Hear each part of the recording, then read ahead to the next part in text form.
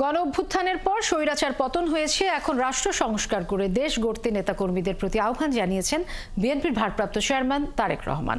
লালমনিরহাট বড়বাড়ি শহীদ আবুল কাশেম মহাবিদ্যালয় মাঠে অনুষ্ঠিত শহীদ জিয়া স্মৃতি ফুটবল টুর্নামেন্টের ফাইনাল খেলায় ভার্চুয়ালি যুক্ত হয়ে তিনি একথা বলেন।